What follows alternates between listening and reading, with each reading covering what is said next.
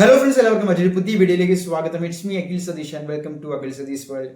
നമ്മൾ ഏതൊരു കോളേജ് തിരഞ്ഞെടുക്കുമ്പോഴും അവിടുത്തെ ഇൻഫ്രാസ്ട്രക്ചറും അവിടുത്തെ നമ്മൾ കഴിഞ്ഞ വീഡിയോയിലൊക്കെ പറഞ്ഞ പോലെ ക്വാളിറ്റിയും ഒക്കെ നോക്കുമ്പോഴും അവസാനം 4 വർഷം പൈസ കൊടുത്ത് പഠിക്കേണ്ടത് നമ്മളും ആ പൈസ അടയ്ക്കേണ്ടത് ഒരുപക്ഷെ നമ്മുടെ രക്ഷകർത്താക്കളുമായിരിക്കും. അപ്പോൾ എന്തൊക്കെയാണെങ്കിലും അവസാനം പൈസയുടെ കാര്യം നോക്കുമ്പോൾ നമ്മൾ വളരെയധികം ജാഗ്രത, വളരെയധികം ഒരു അവയർനെസ് ഉണ്ടാക്കണം. നമ്മൾ ഏത് കോളേജിലാണ് പോകുന്നത്, അവിടുത്തെ ഫീസ് സ്ട്രക്ചർ എങ്ങനെയാണ്, നമ്മളെ നന്നായിട്ട് പിഴിയുന്ന കോളേജുകളാണോ, തലവെച്ച് കൊടുക്കേണ്ട അവസ്ഥ വരുമോ, ഇനി ഗവൺമെന്റ് കോളേജുകളിലായ തന്നെ അവിടുത്തെ ഫീസ് സ്ട്രക്ചർ എങ്ങനെയാണ്, അവിടെ നമുക്ക് ലഭ്യമാക്കാൻ സാധ്യതയുള്ള സ്കോളർഷിപ്പുകൾ എങ്ങനെയാണ്, ബാക്കി അവിടുത്തെ സിസ്റ്റം എന്തൊക്കെ അഡീഷണൽ ഫീസ് വരും, ഓരോ സെമസ്റ്ററിലും എത്രയാകും, ഓരോ ഇയറിലും എത്രയാകും എന്ന കൃത്യമായിട്ടുള്ള ഒരു ധാരണ ഉണ്ടാകണം.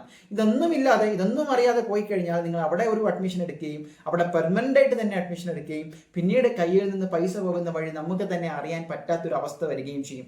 അതുണ്ടാകാതിരിക്കാൻ തീർച്ചയായിട്ടും ഈ വീഡിയോ കാണാൻ ശ്രമിക്കുക. നിങ്ങളുടെ രക്ഷകർത്താക്കൾ കൂടി ഷെയർ ചെയ്ത് അവർക്ക് ആശ്വാസം ഉണ്ടാക്കാൻ ശ്രമിക്കുക, പറഞ്ഞു മനസ്സിലാക്കാൻ ശ്രമിക്കുക. അപ്പോൾ ഇത് ഓരോ കോളേജുകളുടെയും ഡീറ്റെയിൽ ആയിട്ടുള്ള ഫീസ് സ്ട്രക്ചർ എന്ന് നിങ്ങളുടെ മുന്നിലേക്ക് പറയാനോ ഒന്നും ഞാൻ ശ്രമിക്കുന്നില്ല. അതെല്ലാം നിങ്ങൾ ഏത് കോളേജാണോ തിരഞ്ഞെടുക്കുന്നത് അവിടുത്തെ വെബ്സൈറ്റുകളിൽ അവൈലബിൾ ആയിരിക്കും, അല്ലെങ്കിൽ അവിടുത്തെ അഡ്മിൻ ടീമിനെ നിങ്ങൾക്ക് വിളിച്ച് കൃത്യമായിട്ടുള്ള ഒരു ധാരണ ഉണ്ടാക്കിയെടുക്കാൻ സാധിക്കും. പക്ഷേ ഒരു ഏകദേശ അണ്ടർസ്റ്റാൻഡിങ്, ഒരു ജനറൽ ഔട്ട്ലുക്ക് ഉണ്ടാക്കിയെടുക്കുക എന്ന് മാത്രമാണ് എൻ്റെ ഉദ്ദേശം.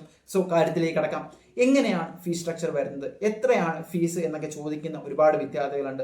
നിങ്ങൾ മനസ്സിലാക്കുക, ഏറ്റവും കുറവ് ഗവൺമെന്റിനാണെന്ന് അറിയാം, അതിനുശേഷം IHRD, അതിനുശേഷം സെൽഫ് ഫിനാൻസിങ്, പിന്നീട് ഓരോ കോട്ട, മാനേജ്മെന്റ് കോട്ടയും NRI കോട്ടയും അനുസരിച്ച് ഫീസ് കൂടി വരുന്ന ഒരു പ്രവണതയാണുള്ളത്.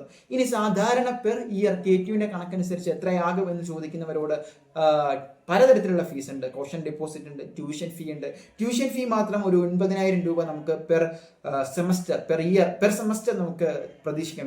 സത്യത്തിൽ ഇതിൽ മാറ്റങ്ങൾ ഉണ്ടായിട്ടുണ്ട്. ബട്ട് നിങ്ങളുടെ ഒരു അണ്ടർസ്റ്റാൻഡിങ്ങിന് വേണ്ടി നിങ്ങളൊരു 20,000-നകത്ത് എന്ന് ഇരിക്കട്ടെ എന്ന് വെച്ചോളൂ. അപ്പോൾ അതാണ് ഗവൺമെന്റ് കോളേജുകളുടെ അവസ്ഥ. കോഷൻ ഡെപ്പോസിറ്റും വളരെ കുറവായിരിക്കും. ഇനി അവിടെ OBC OEC ഒക്കെ ആണെങ്കിൽ നിങ്ങൾക്ക് ഹോസ്റ്റൽ ഫീസ് ഒക്കെ ഫ്രീ ആക്കാനുള്ള ചില സ്കീമുകളുണ്ട്. ഗ്രാൻസ് പോലുള്ള സംവിധാനങ്ങൾ നിങ്ങൾക്ക് അവൈലബിൾ ആണ്. ഗവൺമെന്റ് കോളേജുകളുടെ മറ്റൊരു പ്രത്യേകത, ഒരുപാട് സ്കോളർഷിപ്പുകൾ നിങ്ങൾക്ക് അവൈലബിൾ ആണ്. നിങ്ങൾക്ക് +2 മാർക്ക് അനുസരിച്ച് അപ്ലൈ ചെയ്യാൻ കഴിയുന്ന നിരവധി സ്കോളർഷിപ്പുകൾ. ഇപ്പോൾ ഞാൻ തന്നെ പഠിച്ചപ്പോൾ ഒരുപാട് 40,000 രൂപ വരെയൊക്കെ നമുക്ക് വർഷം ഇങ്ങോട്ട് തരുന്ന, മാസം നോക്കുമ്പോൾ അതിലേറെ എമൗണ്ട്സ് തരുന്ന നിരവധി സ്കോളർഷിപ്പുകളുണ്ട്. സോ അതിനെ മെനക്കെട്ടിരുന്ന് തപ്പിപ്പിടിച്ച് അപേക്ഷിക്കാനുള്ള ഒരു മനസ്സ് നല്ല വൃത്തി പഠിക്കുന്ന വിദ്യാർത്ഥികളായ നിങ്ങൾക്ക് ഉണ്ടായാൽ മാത്രം മതി. ഇനി സെൽഫ് ഫിനാൻസിങ്ങിലേക്ക് വരുമ്പോൾ, IHRDയിലേക്ക് വരുമ്പോൾ ആ ഒരു ഫീസ് ലാബിന്റെ സ്ട്രക്ചർ കുറച്ചുകൂടി മുകളിലോട്ട് പോവുകയാണ്. ഇത് കോളേജുകൾ അനുസരിച്ച് മാറും. ബട്ട് ഒരു 40,000 to 50,000 രൂപ പെർ ഇയർ നിങ്ങൾക്ക് പ്രതീക്ഷിക്കാം. ഇത് ട്യൂഷൻ ഫീസാണ്.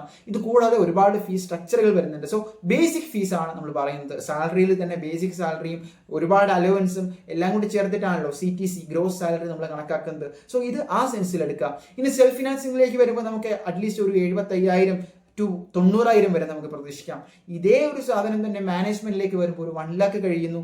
NRIയിലേക്ക് വരുമ്പോൾ അതിനേക്കാൾ മുകളിലേക്ക് പോകുന്നു. ഇത്തരത്തിൽ ഡിമാൻഡ് കൂടുന്നതിനനുസരിച്ച് സീറ്റുകളുടെ വാല്യൂ, വില, ഫീസ് സ്ട്രക്ചർ, പണം കൂടുന്നു എന്നുള്ളതാണ്.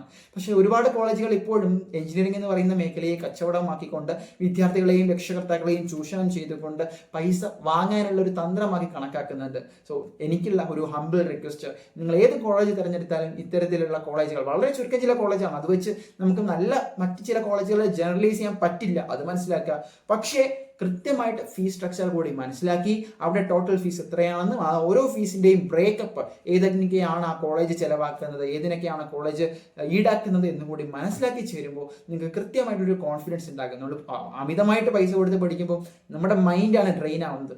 അല്ലാതെ നമുക്ക് ധൈര്യമായിട്ട് പറയാൻ പറ്റും, നമ്മൾ വളരെ കുറഞ്ഞ ഫീസ് ഞാൻ പഠിച്ചെടുത്ത മാർക്ക് കൊണ്ട് മേടിച്ചുകൊണ്ടാണ് ഞാൻ 4 വർഷം പഠിക്കുന്നത്, അതുകൊണ്ട് ഞാൻ അച്ഛനെയും അമ്മയിൽ നിന്നും അധികം ഫീസ് വാങ്ങുന്നില്ല, എൻ്റെ ഫീസ് ഞാൻ തന്നെ എന്ത് ചെയ്യുന്നു, സ്കോളർഷിപ്പുകളിലൂടെ വീട്ടുന്നു, അഭിമാനത്തോടെ പറയാൻ സാധിക്കും. സോ അതിനു വേണ്ടിയുള്ള ഒരു വീഡിയോ ആയിരുന്നു. മനസ്സിലാക്കുക.